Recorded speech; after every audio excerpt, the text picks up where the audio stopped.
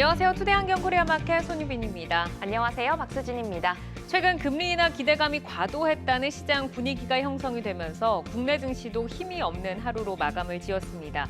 코스닥은 기관의 매도 속에 2% 가까이 급락하는 모습이 나타났죠. 주도주의 부재 속에서 테마주들이 빠른 순환매로 상승률 상위를 차지를 하고 있는데 오늘도 지수 약세 속에서 테마주들은 활발한 모습이었죠. 네, 유니온과 KG케미칼 등 요소수 관련주가 어제에 이어 강한 시세를 연출했고요. 양자 암호, 빈대 관련주들도 에너지가 강했습니다.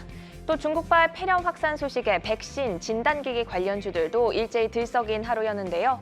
테마주의 빠른 순환매가 진행된 하루, 투데이안경코리아마켓 첫 번째 이슈픽의 주인공은 누구일까요?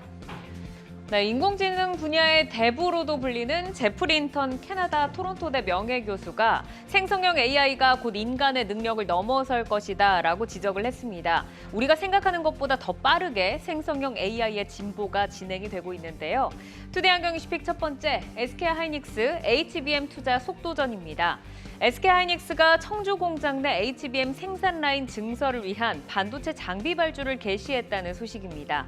내년은 인공지능 반도체 시장이 올해보다 확대가 돼서 핵심 메모리인 HBM의 수요도 증가할 것으로 전망이 되면서 지금 선제적 투자에 나선 것으로 분석이 되고 있는데 하지만 아쉽게도 오늘 반도체주들의 흐름이 좋지 않았죠. 네, SK하이닉스가 어제 장중 신고가 이후 탄력이 약해지면서 오늘은 낙폭을 더욱 키웠는데요. 4% 하락 마감한 가운데 한미 반도체와 ISC 등 주요 장비주들도 약세 흐름 속에서 마감을 했습니다. 반면 하나머티리얼즈, 리노공업 등은 빨간불을 지키면서 마감했는데요. 반도체 이슈에 이은 투데이안경 이슈픽 두 번째 주제는요. 네, 투데이안경 이슈픽 두 번째, 중국발 폐렴 확산 전 세계 비상입니다. 중국에서 확산하고 있는 호흡기 질환인 마이코플라즈마 폐렴이 주변 국가에서도 확산 조짐을 보이면서 전 세계가 긴장을 하고 있습니다. 한국에서도 한 달 새 2배 이상의 환자가 증가를 하면서 진료 대란 우려까지 제기가 되고 있는데 관련 테마주들이 연일 시세를 보여주고 있죠. 네, 시젠과 수젠텍 등 진단기기 업체가 연일 랠리를 이어가는 가운데 국제약품, 인트로바이오 등 폐렴 치료제 관련주로 수급이 쏠리고 있습니다. 백신 관련주들도 일제히 강한 시세를 형성했는데요. 중국발 폐렴 확산에 주목받는 관련 테마주, 수급 동향과 실질적 수요 증가 여부 잘 확인하셔야겠습니다.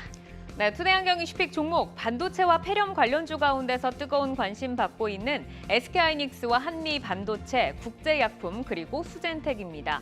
종목들의 최적화된 매매 타이밍을 포착해보는 매도의 기술, 지금부터 시작합니다.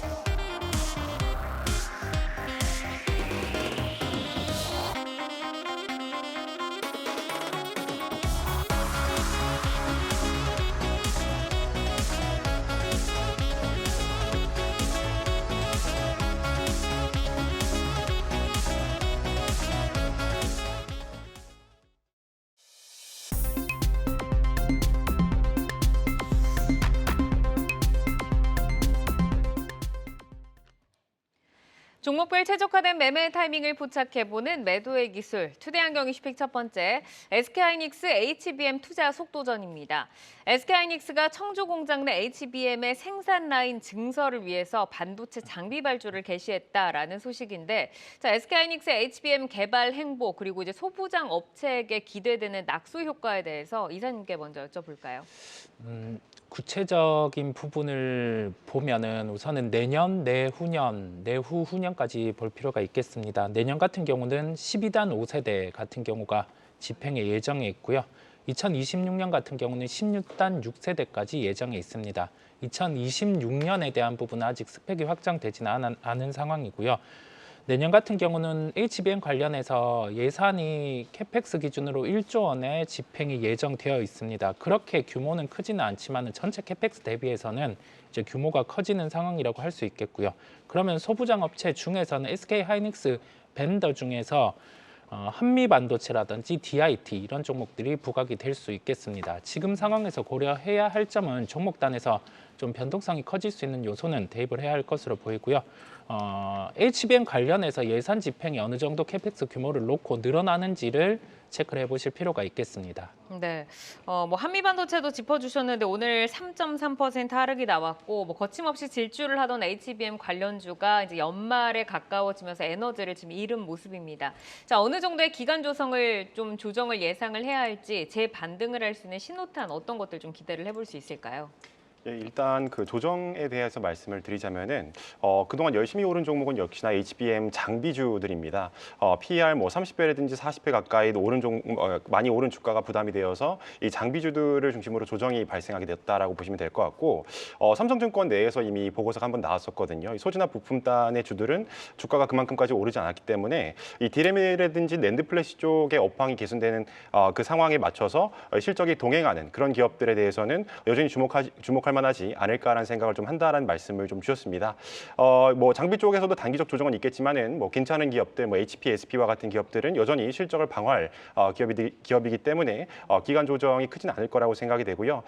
기간 조정에 대해서 이제 구체적인 말씀을 좀 드리자면은 최근에 있었던 단기적인 조정이라고 한다면은 역시나 이 양도소득세 대주주 요건이라고 하는 게 가장 크게 작용한 것 같습니다. 11월 중순까지만 10월 중순까지만 하더라도 이걸 30억 그리고 뭐 100억까지 늘린다는 얘기가 계속 스물스물 올라왔었는데 최고 나서 그런 얘기들이 좀 많이 사라졌거든요. 그러면서 이제 이 주식들을 많이 들고 있었던 사람들이 대거 매도를 하게 되면서 많이 빠진 것 같고요. 단기적으로는 이런 것들을 이제 연말에 들어서 계속 이슈가 나오게 된다. 그리고 실제로 정책적으로 뭔가 나오게 된다라고 한다면은 주가가 올라줄 것 같고요. 그 장기적으로 좀 봤을 때는 엔비디아 주가 흐름이라고 하는 게 역시나 중요하겠죠. 최근에 이제 주식들이 이 엔비디아 주가와 동행하는 흐름을 좀 보였기 때문에 엔비디아 실적도 좋아지고 그리고 주가도 함께 좋아지는 타이밍이 재반등의 신호탄이라고 생각하고 있습니다. 네, 우선 이제 엔비디아를 좀 보면서 움직이는 것을 좀 기대를 해보자라고 하셨는데 지금 이제 업황 회복 그리고 이제 HBM 투자 속도전 뭐 이런 호재 만발에도 불구하고 오늘 낙폭을 키웠습니다. 자, 반도체주 가운데서 오늘 SK 하이닉스 그리고 한미 반도체를 보도록 하겠는데 자, 과연 조정이 매수의 기회가 될지 두 분의 사인을 한번 보도록 하겠습니다. 자, 지금 다 고사인이 들어왔는데 SK 하이닉스부터 보겠습니다. 어제 장중 신고가 찍고 오늘은 뭐 4% 정도까지 낙폭을 키웠어요. 자, 이성 이사께 먼저 여쭤볼까요? 우선은 가격별로 대응이 다르다는 말씀을 드리고 싶습니다. 지금 흐름을 놓고 봤을 때는 박스권 하단인 12만 원 초반까지는 주가가 하락할 수 있음을 열어둬야 할 것으로 보입니다. 왜냐하면 시장 전체적인 환경 안에서 빅테크 땅 같은 경우가 주가의 변화들이 좀 있었고 나스닥의 단기 입형, 즉 5일선의 이탈, 그다음에 여기에 더해져서 엔비디아 같은 경우가 주요 주주의 좀 매도가 출회가 됐고 여기 페이스북 같은 경우 메타죠. 메타 같은 경우도 주커버그가 11월에 좀 지분을 줄인 것으로 보입니다. 그렇다 보니 시장에서 좀 빅테크와 관련된 부분에 노이즈가 불거질 수 있고 여기에 더해져서 10년물 국채 같은 경우가 지금 4.2% 정도의 형성이 되어 있는데 이 구간에서는 좀 반등이 나올 수 있는 요소도 있어요. 그렇다 보니까 박스권 하단에 조정 가능성을 열어뒀지만 보유자 같은 경우 뭐 8만 원에서 10만 원 이 구간에 보유하고 계신 분들 같은 경우는 아직은 좀 버퍼가 남아있기에 고를 말씀드리게 되었습니다. 그러니까 이제 약간 조정의 가능성이 있는데 좀 보수적으로 지금 이제 고사인 좀 주신 건데 강석훈 PP께서도 이제 고사인을 주셨습니다. 지금 SK 하이닉스가 이제 HBM 사업의 고성장으로 이제 디램 시장에서 1위 삼성전자와의 격차도 이제 상당 부분 좀 줄여가고 있는데 HBM 이제 투자 속도를 지금 내고 있잖아요. 그러면은 시장 1위 자리를 좀 수성할 수 있을지 현재 삼성전자 HBM 현황이랑 비교를 해본다고 하면 얼마나 좀 차이가 날까요? 예, 3분기 기준으로 일단 말씀을 좀 드리자면은 뭐 전체 글로벌 디램 시장을 기준으로 말씀을 드리자면은 하이닉스의 점유율은 대략 35%입니다. 1위인 삼성전자와의 격차가 4.4%포인트밖에 남지 않는데요. 이 삼성전자는 39.4%로 점유율 격차가 이례적으로 크게 줄어든 상황입니다. 양산을 준비 중인 경쟁사들과 달리 뭐 이미 공급을 하고 있기 때문에 점점 이제 승자 독식 구조로 가지 않을까 하는 관점이 점점 더 커지고 있는 상황입니다. 특히나 지금 주목해야 될 내용은 뭐냐면은 이 하이닉스 서버용 디램 점유율은 49.6%로 이 세 기업 기업 중에서 1위를 달성하게 됐습니다. 2위는 35.2%고 3위가 이제 마이크론 15% 정도인데요. 이 서버용 디램 점유율이라고 하는 것은 이 AI 서버용 HBM은 반영하지 않았기 때문에 포함하게 될 시에는 오히려 이 하이닉스의 점유율이 더 커질 것이다라는 말씀을 좀 드리고 싶습니다. 대표적인 이유는 좀 세 가지로 말씀드릴 수 있는데요. 첫 번째로는 이 DDR5라고 하는 거를 최초로 양산했고 인텔 서버 신규 플랫폼에 이 선제적으로 공급을 시작했다라고 하는 점이 긍정적으로 반응하게 됐고요. 두 번째로는 이제 1A 나노 양산을 통해서 원가 경쟁력을 확보했고 세 번째는 다수의 DDR5를 모듈화한 이 서버용 고용량 D램 모듈 판매를 확대하면서 이 평균 단가라고 하는 것 자체를 높여왔거든요. 그러면서 전반적으로 이제 점유율을 높여왔는데 이런 상황들이 점점 더 이제 계속되고 1B 나노 DDR5 모듈이라고 하는 것이 공개되고 점점 더 시장이 확산되면 확산될수록 이 하이닉스의 점유율 자체는 앞으로도 계속 커질 것이다라는 생각을 들고 있습니다. 네, SK하이닉스가 이제 실질적으로 보면은 빠르면은 4분기부터 흑자 전환에 돌입할 수 있다라는 전망이 지금 나오고 있는데 실적 턴어라운드가 본격화된다고 하면은 밸류에이션도 좀 높아지는 효과를 좀 기대를 해볼 수가 있을까요? 최근에 3분기 실적 기점으로 SK하이닉스가 제시한 실적에 대한 전망치를 대입을 해보면 그보다 우선 디램 가격의 반등이라든지 그런 부분은 빠른 것으로 보입니다. 다만 낸드 같은 경우가 아직 좀 반등이 뚜렷하게 나오고 있지 않은 상황인데요. 그 부분과 함께 현재 재고 요소들을 대입을 해봤을 때는 4분기에 흑자 전환 가능성은 높습니다. 이 부분 같은 경우는 다만 시장에서 고려가 된 부분이고요. 실적이 턴어라운드 된다고 해서 여기에서 하이닉스 같은 경우가 밸류에이션을 높이면서 상승하기에는 네. PBR 1.9배라는 이 구간이 약간은 부담이 있습니다. 지금 필요한 건 뭐냐라고 하면은 HBM 단 또는 기타 여기에서 AI 이쪽 단에서 수요를 창출하면서 낸드 쪽까지 함께 반등이 나오는 모습들을 보여줘야 좀 여기에서는 밸류에이션이 업이 될 것으로 보입니다. 네, 이 부분을 염두에 두시면 되겠습니다. 업황 자체에 크게 좀 훈풍이 불어와야지 결국에는 좀 높아질 수 있다라는 말씀이신데 이제 SK하이닉스가 이제 주가가 사실 어제 이제 신고가를 경신을 하고 오늘 좀 크게 흔들렸잖아요. 그러면 지금 보유하신 분들이 이제 박스권 하단까지 말씀을 좀 주시니까 여기에서 좀 팔아야 하는지 아니면 좀 홀딩을 해야 되는지 어떤 전략을 가져가야 될지 좀 궁금하실 것 같은데 일단은 좀 고 주셨는데 강석훈 PB께서는 어떤 좀 전략이 유효하다라고 보세요? 예, 기존 보유하신 분들을 기준으로 말씀을 드리자면은 일단은 들고 가시는 것을 권해드립니다. 장기적으로 앞서 말씀드린 기업의 견조한 체력 그리고 이런 것들이 계속 강해질 것이라는 생각이 들기 때문에 말씀을 드립니다. 다만 주가 상승은 결국 시장의 상상력을 먹고 커간다는 점을 바라봤을 때 그동안 높아진 밸류에이션에 부담을 느낀 투자자가 많아진 것은 사실입니다. 따라서 단기적인 조정 자체는 어쩔 수 없이 저희가 맞이해야 될 상황이라고 이제 말씀을 드리고 싶게 되고 다만 이제 11월부터 반도체 수출 지표가 반등한 점 그리고 반도체 현물 가격 방금 이사님께서 말씀 주셨지만은 이 DDR4, DDR5 모두 다 상승한 점을 바라보시면서 이 업황이 개선되는 내년을 바라보신다면은 장기 투자 괜찮다는 말씀을 좀 드리고 싶습니다. 우선은 여기서 내리기보다는 좀 장기적으로 좀 들고 가보자. 자, 이어서 한미반도체 넘어가 보겠습니다. 기관의 매도세 이어지고 있는데요. 3거래일 연속 하락세입니다. 오늘도 장 초반 반짝 좀 상승이 나왔었는데 하락 반전하면서 아쉽게 거래를 마쳤는데 이성우 이사께 이제 한미반도체에 대한 의견을 먼저 여쭤볼까요?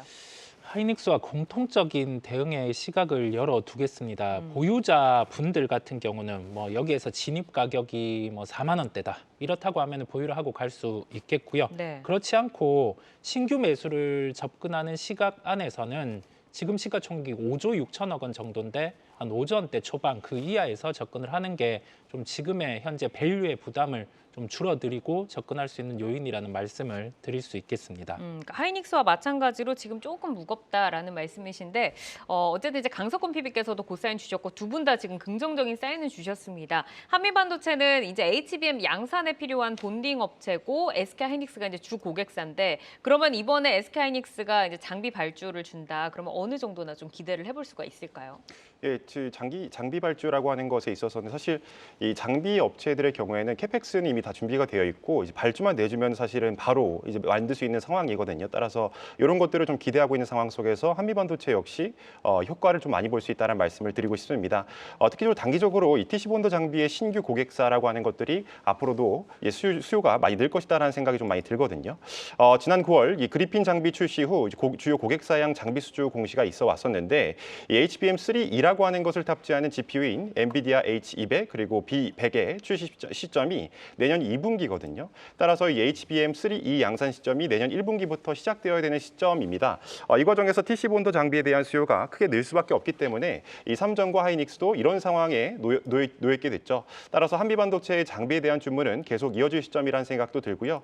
장기적으로 봐도 이런 시점에 대해서는 이 말씀을 계속 드릴 수 있다는 말씀을 드리고 싶습니다. 특히나 하이브리드라고 하는 장비가 이제 본더라고 하는 것이 들어오게 되더라도 네. 80에서 90% 정도는 계속 TC 본더라고 하는 것들이 계속 점유율을 차지하게 될 것이거든요. 따라서 한미반도체의 실적이라고 하는 것이 앞으로도 늘어날 것이고 또 쉽게 꺾이지 않다라고 하는 점도 좀 말씀드리고 싶습니다.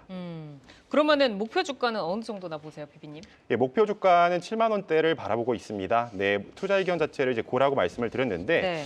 방금 말씀드렸듯이 중장기적으로 이 하이브리드 본더라고 하는 것이 본격화되는 시기가 2026년 그리고 27년 정도이거든요. 그런데 이 경우에도 아까 방금 말씀드렸듯이 TC 본더라고 하는 것이 80에서 90% 정도의 주된 비중을 차지할 것입니다. 배시라고 하는 것이 대표적인 하이브리드 본더라고 볼 수 있는데요. 앞으로 이런 것들의 점유율이 점점 늘어나겠지만은 여전히 이 비용 문제라고 하는 것이 있기 때문에 TC 본더라고 하는 것들이 계속 이용될 거라고 하는 점에 대해서 긍정적인 시그널을 드렸습니다. 네, 우선은 지금 이제 탄력적으로 올라오던 그 흐름에 비해서는 조금 이제 둔화가 됐고 조정의 가능성도 있지만 이제 고사인 주셨고 7만 원의 목표가를 제시를 해주셨습니다. 자, 이어서 폐렴 관련주로 넘어가 볼까요? 중국에서 시작된 마이코플라즈마 폐렴 환자 전 세계적으로 확산되는 분위기라고 하는데 우리나라에서도 진료 대란까지 우려가 된다라는 목소리도 지금 나오고 있습니다. 중국에는 건강 코드 부활설도 등장을 했고 지금 이제 중국 폐렴 확산이 좀 단발적인 재료가 아니라 계속해서 연속성이 있다라고 봐야 할지 이사님께서는 어떻게 보세요? 저는 이 부분에 대한 특성을 먼저 보고 감염 같은 경우가 빠르면 치사율이 낮은 경우가 있습니다. 여기에서 치사율 같은 경우가 낮다는 면에서 어느 정도 단계까지 지금은 퍼졌는지까지 보려고 합니다. 우선은 3, 4년 주기로 발생하는 감염병이고요. 증상이 3주간 이어지는 특성이 있는데 백신이 없는 상황입니다. 그렇다 보니까 여기에서 인구가 많은 국가에서 발생을 해서 네. 다른 인구가 많은 국가로 확산이 되었을 때 같은 경우가 초기에 이제 종목들이 반응하는 경향이 있고요. 당연히 그렇지 않아야 되겠지만은 만약에 사망자가 발생하는 경우에는 이 종목들 같은 경우가 또 반응하는 경향이 있습니다. 그렇다 보니 우선은 지금은 좀 초입 단계, 인구가 많은 국가에서 많은 국가로 퍼지고 있는 단계다 보니까 좀 연속성이 있다라는 말씀을 드릴 수 있겠습니다. 지금 이 마스크, 진단기기 그리고 이제 백신 업체들까지 다 주목을 받고 있는데 오늘 이제 시장에서 가장 강한 테마였습니다. 자, 투자자들이 이 폐렴 테마주 대응에 있어서 지금 연속성이 있을 것이다라고 말씀을 주셨는데 피비님께서는 어떤 부분을 조금 주의를 해야 되고 종목을 좀 선별한다고 하면 그 기준은 어디에 둬야 된다라고 보세요? 이런 테마주는 일반적으로 종가에 들어가서 장 시작과 함께 팔거나 장 초반에 급등하는 종목에 일등주에 올라타는 방법 정도만을 말씀드릴 수 있겠습니다. 숨고르기 국면에 들어왔기 때문에 11월 동안 열심히 달려왔잖아요. 그래서 숨고르기 국면에 들어왔기 때문에 이 짧은 테마주 장세가 한동안 이어질 것은 맞습니다. 따라서 현재 폐렴에 대해서는 정확한 사실을 확인하기는 어렵고 뉴스가 계속 흘러나오고 있는 상황인데 이 뉴스가 나오더라도 어떤 종목이 오를지 사실은 선별하기 굉장히 어렵기 때문에 테마주가 매력적이더라도 이 많은 비중을 담지 않는 것을 좀 권해드립니다. 그래도 조금 말씀을 좀 드리자면은 시장에서 좀 바라보는 종목들을 기준으로 좀 말씀을 드리자면은 이 호흡기는 메가ICS라고 하는 기업이고 의약품은 국제약품 위더스 제약이라고 하는 곳이 좀 많이 바라봐졌고 마스크는 웰크론, KM 그리고 이제 진단키트는 시젠, SD바이오센서, 수젠텍 정도를 좀 많이 바라봤거든요. 근데 오늘은 이 건강 코드라고 하는 내용이 좀 나오게 되면서 중국에서 건강 코드를 이제 등록하게 되면은 앞으로 이제 관련된 이제 관련된 CPR 검사를 꼭 하지 않겠냐, 진단 키트라고 하는 것들이 좀 많이 사용되지 않겠냐라는 얘기가 좀 나오게 되면서 진단 키트 종목인 수젠텍과 진메트릭스, 인트론 바이오 그리고 시젠, 엑세스 바이오가 좀 오늘 강세를 좀 보여왔고요. 네. 그리고 인공호흡기 관련 폐렴에 아마카신이 효과가 있다는 소식이 전해지면서 또 관련주라고 볼 수 있는 경남제약, 경동제약, 한국유니온제약 이런 기업들이 오늘 많이 뛰었죠.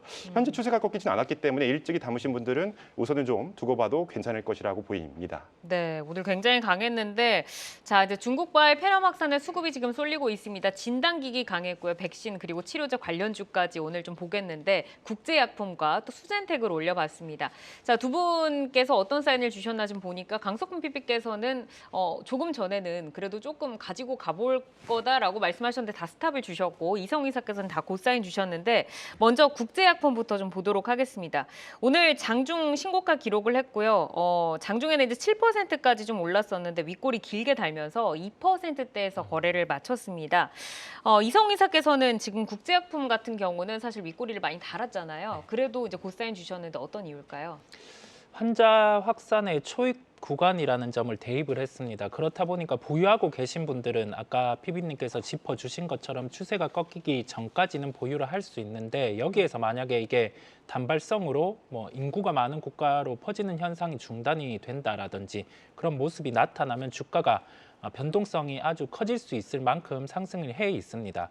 그 다음에 여기에서 실제 뭐 치료제 부분 같은 경우도 특정 부분이 더해진 뭐 이러한 치료제 같은 경우가 나타날 수 있는 점이 있다 보니까 여기에서는 보유자의 영역, 제가 공통적으로는 많이 말씀을 드리네요. 보유자의 영역으로서 추세가 살아있음까지 연결해서 말씀드릴 수 있겠습니다. 네, 강석훈 PP께서는 스탑을 주셨는데 뭐 보유자들은 조금 홀딩해도 괜찮을 것 같다라고 하셨잖아요. 그러면 신규 진입 같은 경우에는 좀 스탑 사인을 주신 건지 어떤 의견인지 한번 여쭤볼까요? 예, 맞습니다. 신규 진입 측면에서 스탑을 말씀드린 겁니다. 테마성으로 오르는 주식은 사실 뭐 펀더멘털에 대한 분석은 큰 의미는 없다라고 생각이 듭니다. 뉴스를 빠르게 접하셔서 앞에서 말씀드린 종목들을 사시고 테마가 꺾일 때 바로 파셔야 되는데 이걸 지속적으로 하면서 이제 수익을 보신 분들은 굉장히 소수란 생각이 좀 들거든요. 따라서 진입을 조금 경계한다는 측면에서 스탑이란 시그널을 드렸습니다. 네, 아무래도 이제 뭐 트레이딩이 너무나도 어려운 영역이기 때문에 조금 주의를 해보자라고 이제 말씀을 좀 주셨는데 수젠텍으로 넘어가 보겠습니다. 수젠텍은 지금 3거래일째 뜨겁습니다. 어제 상한가를 기록을 하고 오늘도 뭐 상한가를 좀 가나 싶었는데 22%대에서 거래를 마쳤고 1,700원 종가 마감을 했습니다. 자, 강석훈 PP께서는 수젠텍도 스탑 사인 주셨는데 동일한 이유일까요? 예, 여전히 같은 말씀을 좀 드리고 싶습니다. 수젠텍의 경우에도 뭐 12월 들어서 폐렴 테마로 3영업일 동안 계속 오른 종목입니다. 이 중국발 폐렴에 대해서는 얼마나 안 좋아질 수 있을까를 좀 생각을 하셔야 되거든요. 네. 만일 과거 코로나와 비슷하게 전 세계적으로 이동을 제한하고 이러면 뭐 결국 이쪽으로 좀 많이 오르긴 하겠죠. 다만 독감 정도라는 뉴스가 나오는 순간 주가는 다시 원래의 자리로 돌아올 것이다라는 생각에 이제 스탑이라는 시그널을 드렸습니다. 뉴스 하나에 주가가 크게 흔들리는 상황이기 때문에 대응이 느릴 수밖에 없는 일반 투자자에게는 좀 권하지 않는 전략이기 때문에 스탑 말씀드리고요. 수젠텍의 경우에도 같은 상황이라고 해서 같은 시그널을 드렸습니다. 이전 이제 코로나 시기 때 사실 진단 키트가 굉장히 뜨거웠기 때문에 그 대장 종목이었던 수젠텍이 오늘도 이렇게 반응을 해줬는데 자, 이성희 사님께서 말씀을 하신 초입 구간이냐 아니면 지금 트레이딩으로 조금 보수적으로 좀 대응을 해야 되느냐 이 사이에서 지금 좀 놓여 있는데 자, 이사님께도 수젠텍에 대한 의견을 여쭤볼까요? 저는 보유자의 영역은 맞습니다. 최근에 상거래일 정도의 주가가 가파르게 상승을 했고 오늘 같은 경우는 그 유동 주식수 대비해서 약 2배 정도의 거래량이 발생을 했습니다. 그랬을 때는 통상적으로 한 번의 시세가 더 나는데 오늘이 이제 투자와 관련된 부분에 뭐 경고라든지 이런 조치가 있을 수 있어요. 그랬을 때는 종목들이 다른 종목으로 움직일 수 있는 부분도 있습니다.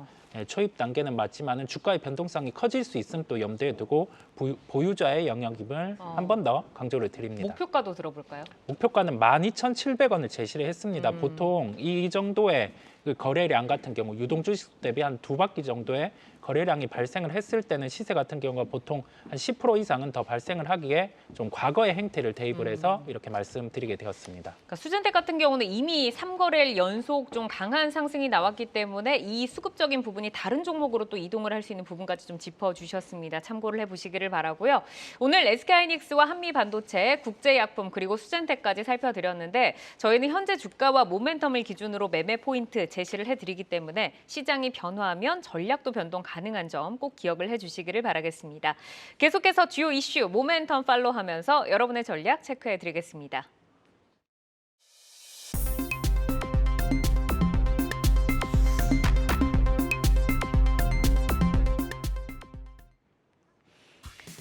장 마감 후 4시부터 6시까지 진행되는 시간의 투자 리그, 시간의 거래 동향 만나보는 이 시간의 단일가입니다. 정규장 마감 후 오후 4시부터 6시까지 10분 단위로 시간의 단일가 거래가 이뤄지는데요. 시간의 주요 종목 등락률 실시간으로 생생하게 전달해 드리겠습니다. 그럼 이 시간의 단일가 코스피 상승률 상위부터 체크해 보겠습니다. 네, 코스피에서는 LX홀딩스 우선주가 9%로 출발하면서 가장 강하게 치고 올라오고 있습니다. 뒤를 이어서 한신기계도 9% 강세를 보이고 있는데요. 한국을 포함한 22개국이 원전 용량을 2050년까지 3배 확대하는 데 협력하겠다는 소식 최근에 전해진 바가 있습니다. 오늘 시간에서 시세를 분출하고 있는데요.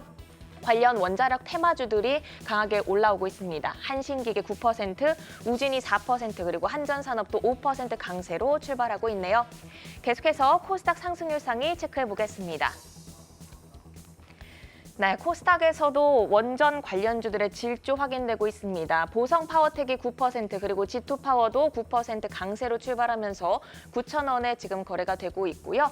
진매트릭스도 6% 강세를 보이고 있는데요. 진단기기 업체죠. 마이코플라즈마 폐렴 확산 소식에 오늘 22% 급등세를 보였는데 시간에서도 강세 이어지고 있습니다.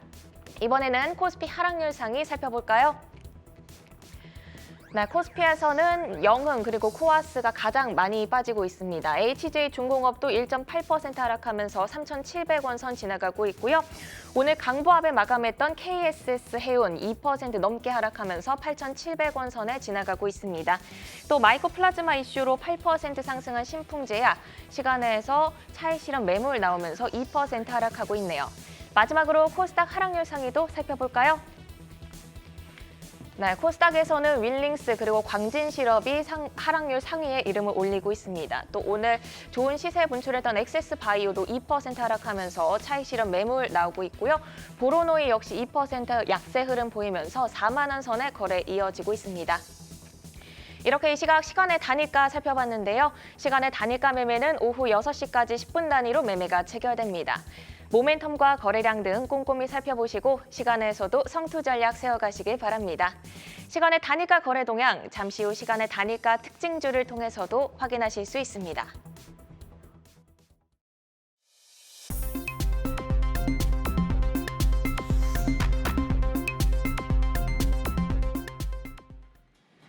다양하게 부각되는 이슈와 모멘텀 속에서 연속성 있는 재료로 우상향할 주인공 누가 될까요? 주도주로 떠오르게 될 종목을 미리 만나보는 라이징 스탁입니다.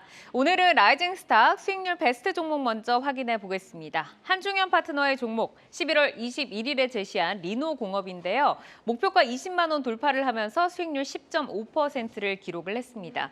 어제 20만 원을 돌파를 했고 오늘 반도체주 약세 속에서도 강세를 강하게 좀 뿜어줬었는데 장 초반에 강했고 이후에 시장 분위기와 함께 상승분을 대부분 반납하면서 1.7% 상승에 그쳤습니다.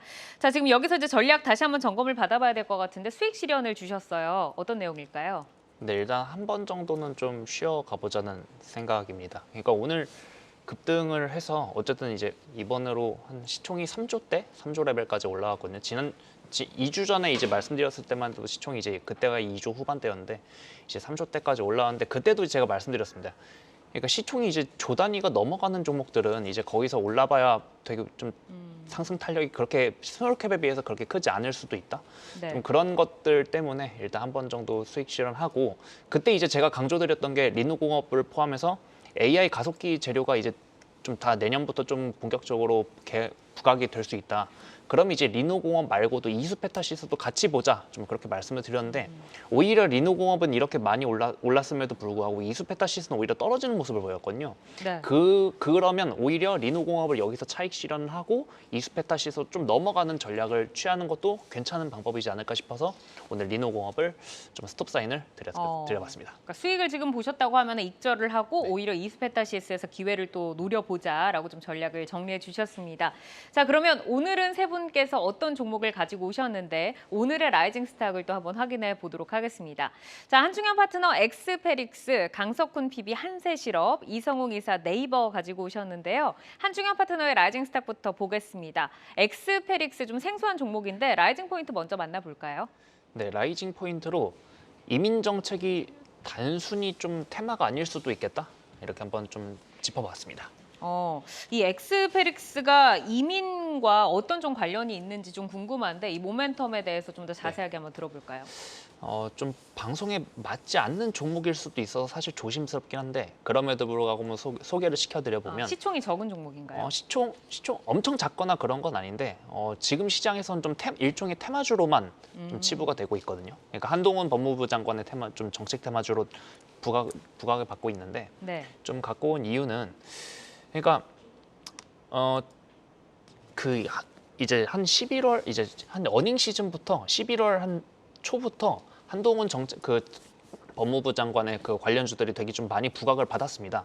처음에는 이제 인맥 관련주들을 먼저 부각을 받다가 그 다음에는 순차적으로 이제 그 정책 관련주들, 뭐 이민 정책뿐만 아니라 뭐 마약 정책, 뭐 이제 교육 정책 이런 관련주들이 정말 많이 한 번씩 좀 돌았거든요. 네. 그럼 그 안에서 이제 그러면 이 정도의 강력한 힘이라면 충분히 추가적인 수급이 유입이 가능할 텐데 그렇게 봤을 때 좀 영속적일 수 있는 게 과연 뭐가 있을까?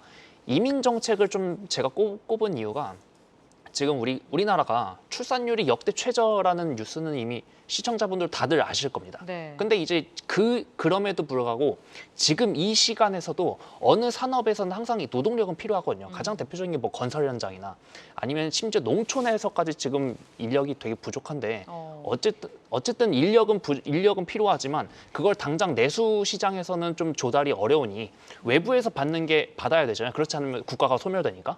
그렇기 때문에 오히려 이민 정책 자체는 지금 당장은 시장에서는 이거 테마 아닌가? 이렇게 받아들여질 수 있지만 이 출산율 저하라는 이 트렌드 안에서는 향후 5년에서 10년 정도까지는 이민 정책이 오히려 사회 트렌드로 좀 자리 잡을 수 있기 때문에 그래서 이민 정책 그건 좀 봐야 되지 않을까 싶어서 한번 갖고 와봤고 네. 엑스페릭스의 경우에는 이제 출입국 관리 솔루션을 제공하는 업체이다 보니까 이민을 오려면 외국인들이 이제 공항이나 항구에서 출입국 관리를 해야 되잖아요. 네. 그 솔루션 다 얘네가 출입국 공급을 관리 합니다. 솔루션. 네. 그래서 이제 이민 관련주로 좀 부각을 받았고 이 종목을 제가 2주 전에 목요일 저녁 방송에서 한번 소개를 시켜드려봤는데 공교롭게도 오늘 상한가 간 종목입니다만 여기서부터 만약에 이 정책 자체가 메가 트렌드의 시작이라면 지금부터 시작일 수 있지 않을까? 그리고 그렇게 봤을 때 주가 보면 주가가 지금 바닥권에서 이제서야 조금 올라온 정도.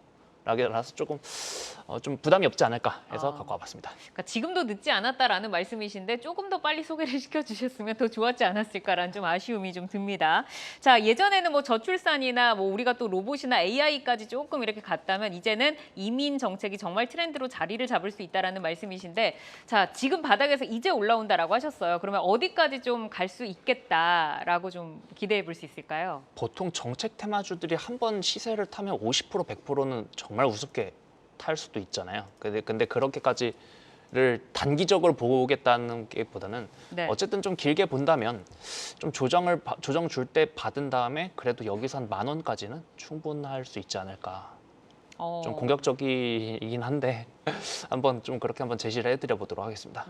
네, 뭐 단기적으로는 아니고 조금 더 길게 보면서 10,000원까지의 목표가를 노려보자라고 하셨습니다. 앞으로 좀 주의 있게 한번 보도록 하고요. 자, 이어서 강석훈 PB의 라이징 스탁 보겠습니다. 한세실업인데 한세실업 라이징 포인트 들어볼까요? 네, 첫 번째 재고 비축 수요가 이제 증가할 것으로 기대된다는 점을 첫 번째 라이징 포인트로 삼았고요. 두 번째 라이징 포인트로 이제 구조적인 수익성 개선이 된다는 점을 꼽았습니다. 아무래도 이제 사실 이렇게 찬바람 불어오고 겨울이 되면 의류주들의 이제 또 성수기가 다가오는데 사실 아직까지는 시장에서 그렇게 크게 좀 수급이 쏠리거나 하진 않는 것 같아요. 한세실업은 구조적으로 수익성 개선도 짚어주셨는데 어떻게 좀 기업이 발전을 해나갈 수 있을까요? 예, 첫 번째 재고 비축 수요가 증가할 것으로 기대된다는 점부터 말씀을 드리겠습니다. 요거에 대해서 이제 전방 시장, 즉 대표적인 의류 대기업들을 중심으로 말씀을 드린 건데요. 내년에도 의류 소비가 크게 늘 것으로 예상하기는 아직은 조금 이제 쉽진 않다는 말씀 좀 드리고 싶습니다. 뭐 물론 이제 작년에는 섬유 쪽이 괜찮았고 올해는 이제 코스메틱, 화장품 쪽이 괜찮았고 그러면 또 내년이 의류가 또 괜찮은 거 아니냐라는 얘기를 할 수 있겠는데 그거에 대해서는 이제 속단에 가깝다는 말씀을 좀 하고 싶은데 다만 이 재고 자산이라고 하는 측면을 중심으로 두고 봤을 때는 분명한 수요 증가가 좀 기대된다는 말씀을 좀 드리고 싶습니다. 갭이라고 하는 대표적인 고객사가 있죠. 이 갭은 작년 4분기부터 2022년 4분기부터 이 재고 자산이라고 하는 것을 적극적으로 소진해 왔습니다. 다른 고객사인 타겟과 올드네이비도 비슷한 상황 상황이기 때문에 이쪽에서도 좀 이제 소진이라고 하는 것들을 많이 해왔다라고 말할 수 있겠거든요. 그런데 올해부터는 이 재고를 쌓고자 하는 수요가 점점점 늘고자 하는 이제 모습이 좀 보인다라고 하거든요. 따라서 이 재고를 좀 높인다라고 한다면은 당연히 이쪽에다가 이제 수주를 받아서 의류를 만들고 있는 이 한세실업이라고 하는 것이 이제 수혜를 좀 볼 수 있지 않을까, 경기가 올라갈 수 있는 상황이 되지 않을까라는 말씀을 첫 번째로 드리고 싶고요. 두 번째로 이제 구조적인 수익성 개선이라고 하는 점을 말씀드리고 싶습니다. 이 스마트 팩토리를 적극적으로 도입해서 공장 생산성을 올리는데 노력한 기업이 바로 이 한세실업입니다. 베트남 3개 공장 중 최대 규모인 TG 공장은 한스, 즉 효율 개선 시스템을 적용한 스마트 공장입니다. 무인 자동 배송 로봇이라든지 스마트 행어, 그리고 이제 제 개인정보 단말기 등이 작업의 효율성을 높여왔고요. 자동화로 공장 생산성이 대략 10%포인트 늘게 되면은 비용은 5에서 7%가량 줄기 때문에 OPM 개선에 큰 영향을 주게 됩니다. 그리고 최근에 실적이 많이 떨어지지 않게 된 이유가 바로 여기에 있게 되거든요. 네. 그리고 베트남 원단 공장인 CNT 비나를 운영하기 때문에 원단 내재화율을 높이고 있습니다.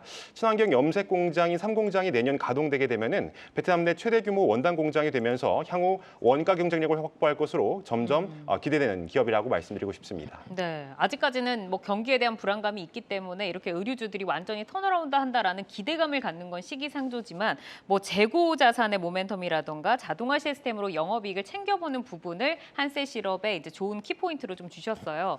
그러면 지금부터 진입을 해서 좀 전략 노려볼 수 있는 건가요? 예, 충분히 저가 매수할 수 있는 타임이라고 말씀드리고 싶습니다. 1차 목표가 25,000원으로 제시합니다. 내년 매출액은 2조 원, 영업이익은 대략 1,800억 원을 예상하고 있습니다. OPM은 대략 9%가 되겠죠. 생산 효율화로 원가 개선을 이루고 이제 고부가 가치 제품군으로 확장 중이기 때문에 이런 이제 목표가를 제시해 드렸습니다. 의류 쪽 업황이 반드시 개선된다고 장담할 수 없겠지만은 개선되는 상황 속에서는 탄탄한 실적 개선을 바탕으로 좋은 상황을 보일 수 있을 거라고 생각이 들고요. 12개월 선행 PR로 이제 7에서 8배가 정도에서 거래되는 중이기 때문에 매수에 부담 없다라는 생각이 들어서 매수 추천드립니다. 매수가 현재가고요. 손절가는 24,000원으로 손절 라인 10%로 잡고 박스권 및 지지권을 뚫고 하락하는 것은 또 경계해드리는 것을 권해드립니다. 네, 한세실업 좀 유의 있게 보도록 하겠습니다. 자, 이어서 이성웅 이사의 라이징스타 볼 텐데요. 네이버입니다. 네이버 현재 매력적인 포인트 어떤 거 있을까요? 네이버 같은 경우는 뭐 밸류 매력도 있지만은 AI 모멘텀의 본격화가 기대된다는 점을 말씀을 드리려고 합니다. 네이버 뭐 AI 우리나라에서는 가장 큰 거대 기업인데 어떤 모멘텀에 좀 버프를 받아볼 수 있을까요? 시장 상황을 함께 고려했습니다. 반도체 같은 경우도 오늘 차익 실현이 나오는 모습이었고 뭐 밸류가 좀 목에 차 있는 현상이 나타나고 있다 보니까 지금 시장 안에서 뭐 처음 변동성이 커지는 구간이었습니다. 시장 자체가 그렇다 보니 좀 밸류 부담이었고 여기에서 새롭게 모멘텀이 부각되면서 매출 성장을 보여주면 주가가 하방보다는 상방으로 좀 더 탄력적일 수 있는 요소를 갖춘 종목을 말씀드리게 되었습니다. 네이버 같은 경우는 2019년, 2020년도 정도의 주가 수익 비율에 도래를 해 있는 상황입니다. 지금 밸류에이션 하단입니다. 이 구간 안에서 구조 조정이 이루어져서 비용 같은 경우가 이제는 전보다 줄어드는 형태가 나타나게 되겠고요. 네. 이 부분만 있다라고 하면 주가 반등은 나타나지 않습니다. 그다음에 과거만큼의 영업이익률 보통 한 10% 초반대가 나온다고 하면은 여기에서도 주가 반등은 하지 않아요. 하지만 평균적으로 한 15%대의 영업이익률 같은 경우를 하회하는 모습이 나타났는데 여기에서는 매출의 볼륨이 오르면서 영업이익률이 같이 올라주는 모습을 보여주면 주가 같은 경우에 복원력은 좀 빠를 수 있다라는 점에서 말씀을 드리게 되었고요. 그러면 여기에서 좀 AI와 관련된 부분에 대해서 당장은 부각이 되지는 않겠지만은 내년 이제 2분기 정도부터 실제 매출에 도래 가능성이 있음에 따라서 밸류의 매력과 함께 성장성이 더해질 수 있는 네이버를 말씀드리게 되었습니다. 네, 아무래도 이제 시장이 조금 어렵다 보니까 밸류 하단에 있는 하방을 좀 지지해 줄 수 있는 네이버를 가지고 오신 것 같은데 가격적으로는 어디까지 좀 노려볼 수 있다고 보세요? 우선은 영업이익률이 10% 후반이 되는 건 당장은 쉽지 않습니다. 내년 말 이 부분에 대해서 지금 모멘텀이 현실화돼야지 가능하다는 점을 대입을 했고요. 저는 시장 상황을 대입을 해서 목표가 같은 경우는 그렇게 높게 우선은 제시를 하지 않았어요. 그런데 하방 경직성이 있는 종목이다 보니까 우리가 볼륨을 크게 가지고 갈 수 있는 종목임을 말씀을 드립니다. 목표가는 23만 4천 원입니다. 한 매수가 정도의 10% 정도의 목표가를 제시를 하고요. 손절가는 18만 7천 원 정도. 큰 의미 없이 우선은 그 하단의 주가를 기입을 했습니다. 손절가에 도달 가능성은 낮겠습니다. 아무래도 이제 하방을 좀 다져줄 수 있으니까 포트에서 비중을 넓혀서 10%의 상승룸을 좀 노려보는 전략으로 제시를 해주셨습니다. 자, 오늘 라이징 스탁은 한중현 파트너의 엑스페릭스, 강석훈 PB의 한세실업, 그리고 이성우 이사의 네이버까지 만나봤는데요. 내용 잘 참고를 해보시기를 바라겠습니다. 오늘 함께해주신 강석훈 신한투자증권 서울금융센터 PB, 이성웅 글로온파트너스 이사 여기서 인사드리겠습니다. 좋은 말씀 고맙습니다.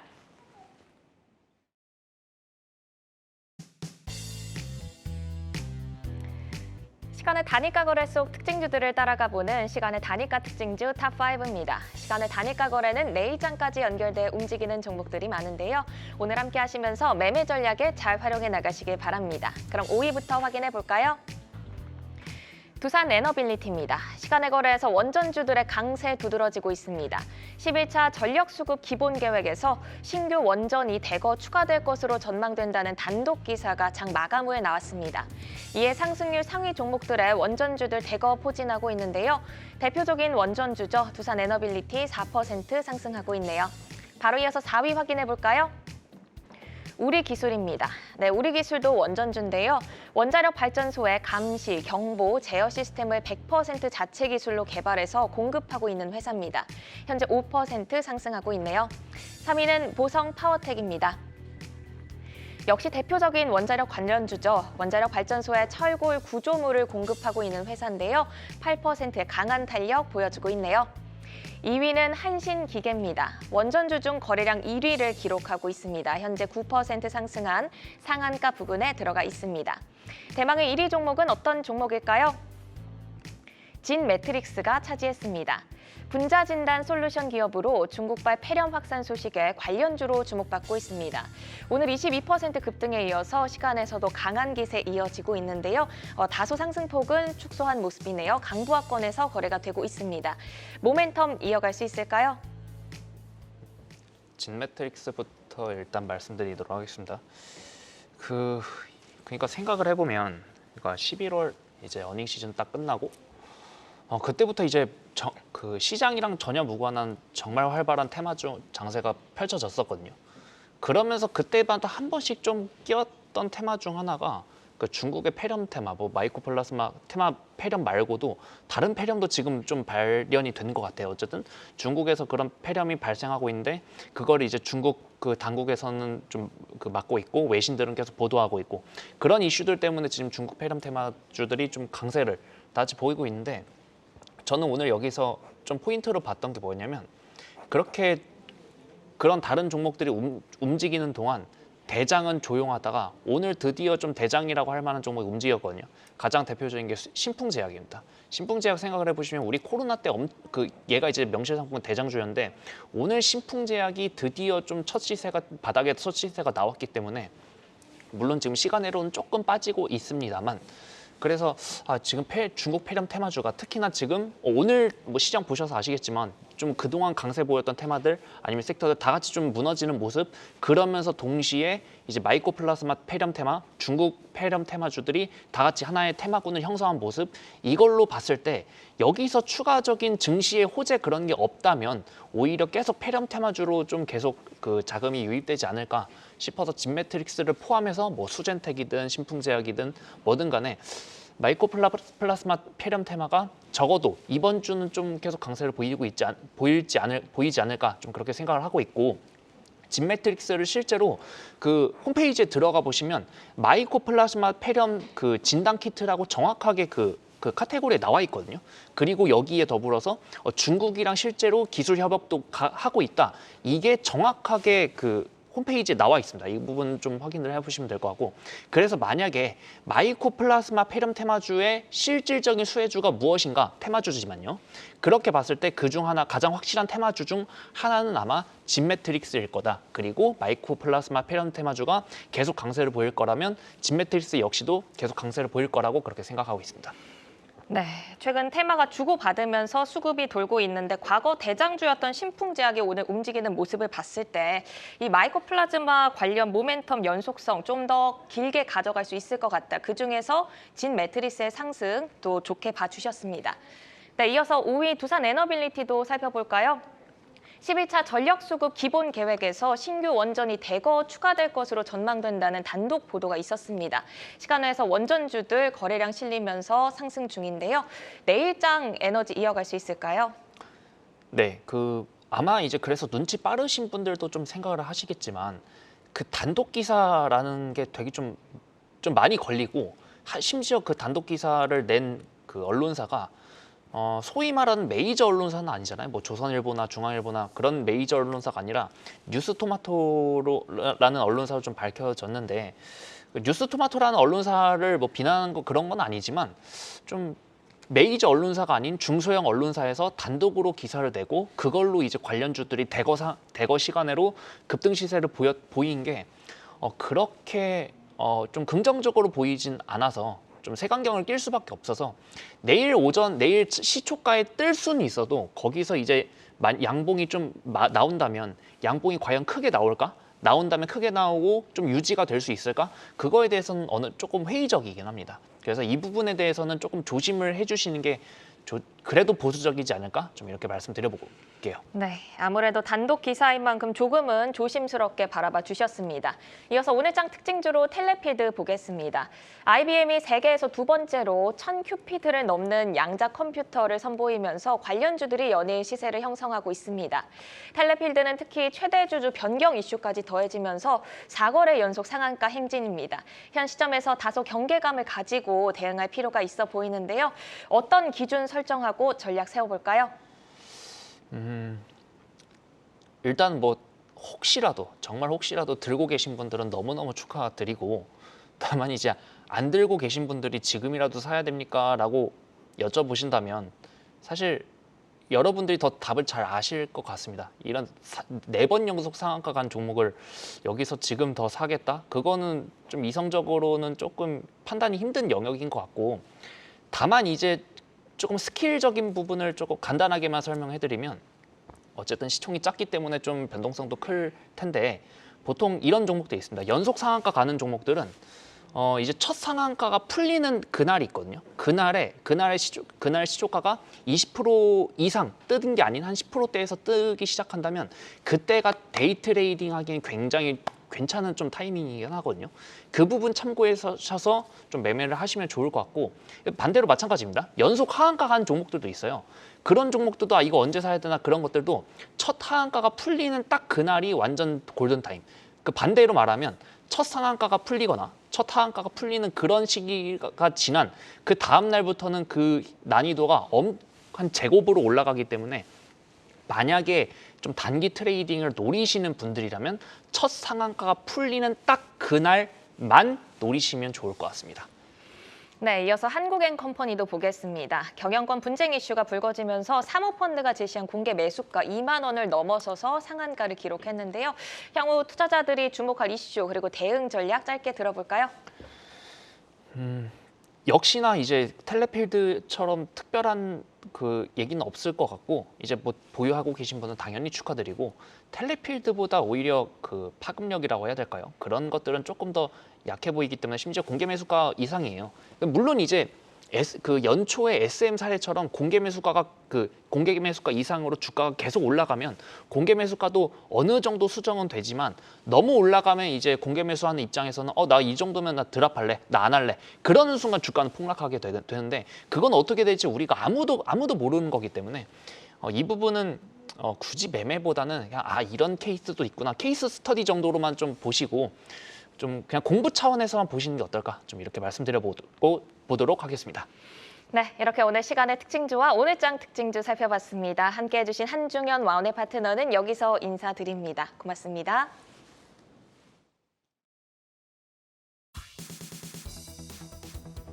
글로벌 증시 브리핑 전해드립니다. 오늘 아시아 주요 증시 일제히 하락세를 보이고 있습니다. 간밤 미증시가 하락 마감하면서 이에 영향을 받는 모습인데요. 사계지수 1.6% 하락, 선전은 2% 가까운 하락이고요. 항생지수 역시 2% 넘는 낙폭을 그려내고 있습니다. 최근 증시에서 뜨거운 이슈는 단연 중국의 요소수입니다. 중국 당국이 최근에 벌어진 요소 수출 중단 문제에 대해서 한국과 중국 사이 원활한 공급망 협력 기조에는 변함이 없다는 입장을 밝혔습니다. 중국 측은 우리가 제기한 요소 통관 애로 문제와 관련해서도 공급망 대화 채널 등 원만한 방안을 모색하겠다는 반응을 보였습니다. 이어서 나스닥 선물지수도 체크해보도록 하겠습니다. 미증시 하락 마감한 가운데 나스닥도 약보합권에서 움직입니다. 이 시각 현재 0.6% 하락하고 있습니다. 12월에 FOMC를 앞두고 이번 주는 연준의 통화 정책에 영향을 미칠 수 있는 고용 보고서가 발표됩니다. 오늘 밤 미국에서는 10월 9인 이직 보고서가 발표되는데요. 인플레이션에 이어서 고용 시장에서도 완화 조짐이 재확인될 경우 내년에 인하 기대감이 한층 강화될 수 있으니 잘 체크해 보시기 바랍니다. 지금까지 글로벌 증시 브리핑 이마영이었습니다. 투데이 안경 코리아 마켓 저희가 준비한 소식은 여기까지입니다. 오늘도 함께해 주신 여러분 고맙습니다.